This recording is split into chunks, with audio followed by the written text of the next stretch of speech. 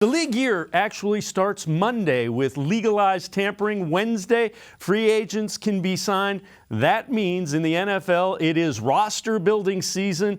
And before we move forward, we're going to take a look back. Some of the things that went wrong back in 2021. Only way you can correct them is by looking at what went wrong and not doing it again. We head to the voicemail of Truth and Reason with some of the things that went wrong in 2021.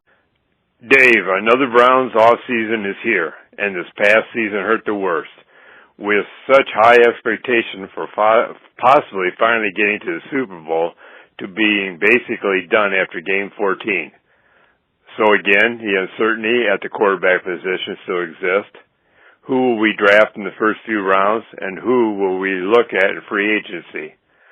But I hope most of all, in the room where decisions are made, a huge emphasis is put finally on specialty teams. Look at the playoffs so far, where the games have been won with last-second field goals, where we, as Browns fans, are praying we can make the point after touchdown.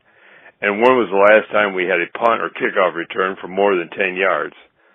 The specialty teams is what gets the offense and defenses going. And a lot of times it's what wins games.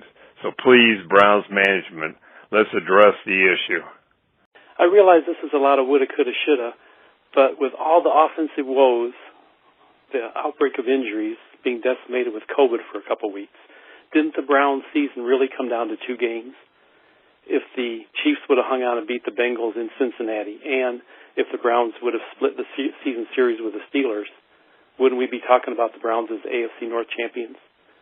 I realize that the Bengals sat their starters for the last game of the season, but with the AFC crown on the line in the last game, I like the chances of Cleveland. I'd like to hear your comments. Thank you. Bye. You guys in the Cleveland media fail to realize one thing. When Mayfield was injured, the doctors cleared him. He said he could play. That was totally wrong. It's the front office and the coach should say, you sit, period. Get your operation and come back.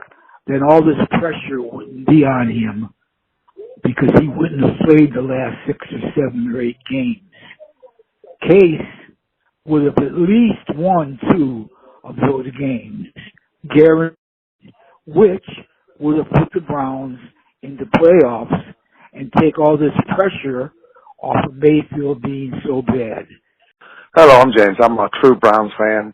Been a true Browns fan probably before Bernie Kosar days. But anyway, my concern is, I kind of agree with some of the fans about the coaching staff because there's many times that they should have ran our beefy 24 running back. He's probably the best in the league. There's a lot of he should have had top numbers even with his missing a few games. He should be the number 1 running back of all time. But the coaching staff doesn't know how to put him in when really they need to be there. Baker is garbage. Baker has missed too many receivers downfield. Baker has not read his reads right. I think that all falls back on the coaching. Coaching sucks. Even management sucks. We should have been to a Super Bowl a couple times. Obviously, it's not going to happen. Very disappointing season. Let's see if we have another disappointing season. If not, we need to change coaches again. If Baker Mayfield could not get the ball to Odell Beckham, why don't we get a new quarterback rather than another wide receiver? Thank you. Have a good day. I hear all these complaints about Baker and various other complaints.